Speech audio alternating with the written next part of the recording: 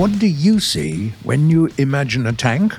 Something with a huge gun, sturdy armor, and big tracks, right?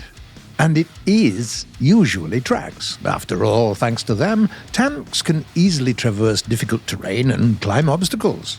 But in the second half of the 20th century, an interesting alternative emerged, namely wheeled armored vehicles. Compared to their tracked brethren, wheeled tanks are considerably faster and cheaper. Vehicles of this class were developed in South Africa, Germany, China, and many other countries. But the most well-known and arguably the most successful design of this type is the Italian Centauro, made by Iveco-FIAT and OTO Melara.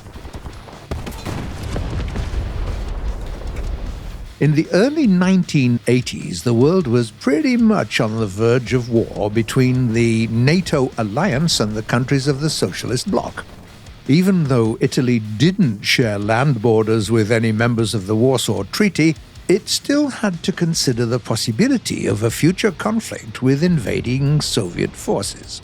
When it came to the defense of Adriatic coastal areas, the Italian military mostly relied on the M60 MBTs and Leopards, both of which weren't exactly cutting edge by that point. Naturally, the Italian top brass came to the conclusion that they needed newer armor. 4 new vehicles, in fact. One of those new designs was a wheeled tank destroyer called Centauro. As we've said, the vehicle was developed by Iveco-FIAT and OTO Melarà. Engineers of these companies were pretty experienced in making lightly armored vehicles, thanks to their background of designing light IFVs and OF-40 tanks intended for export sales. So, naturally, it was decided that they should join forces here as well. It's worth noting that at first, the team behind the project considered just using upgraded versions of the Fiat 6614 and 6616 APCs. But soon the idea was dropped because the military were not satisfied with the performance of their 90mm cannon. After all, the new tank destroyer was supposed to have the capability of fighting Soviet armor, and in order to counter Soviet MBTs, it required at least a standard main battle tank 105mm cannon. As a 6-wheeled hull was no longer able to withstand the weight of the new cannon, the team was forced to transform the vehicle into an 8x8. Furthermore, the new vehicle received enough armor to protect it from high-caliber machine guns and autocannons, and was given laser alarm receivers. To allow the Centauro to reliably engage targets at long ranges, Italian engineers also equipped the vehicle with a fire control system developed by Officine Galileo, with thermal imaging, a panoramic binocular periscope, and a laser rangefinder.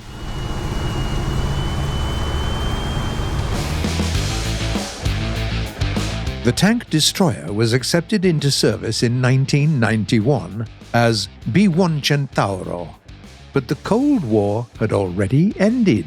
The vehicle wasn't destined to fight Soviet tanks. Instead, it was used in peacekeeping operations. As a part of the UN forces, Centauros were deployed in the former Yugoslavia, Iraq, Somalia, and other troubled areas.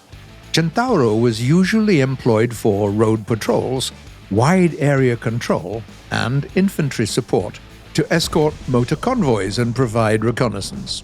It's worth noting that directly engaging enemy armor was never on the top of the list of tasks for the Centauro. Regular MBTs with their superior defenses were simply better suited for that kind of job. At the same time, despite the fact that the Centauro mostly relied on its mobility to survive, the decision was made to equip it with ERA for extreme situations and as a precaution. In 1993, a British company called Royal Ordnance created a special ERA pack for this vehicle. This package is known as the Armour A armor. It provided the Centauro with better protection against heat projectiles like warheads of Soviet RPGs or first-generation ATGMs. Due to their great combat capabilities, these tank destroyers were highly sought after globally.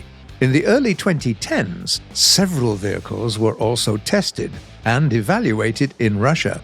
And it's clearly not the end of the road for the Centauro. Far from it, in fact. For instance, in the middle of the 2000s, the vehicle was fitted with a new domestically produced 120mm gun and given additional panels of ceramic armor. Today, it's clear that the Italian military made the right call to bet on the Centauro. Wheeled tanks of the series proved to be very useful in localized conflicts, while being 3 times cheaper than the Ariete MBT. In War Thunder, thanks to their excellent mobility and firepower, these military vehicles do well against even MBTs. But what do you think about them? What is your favorite Centauro? Share your stories and experiences in the comments below. We're looking forward to them.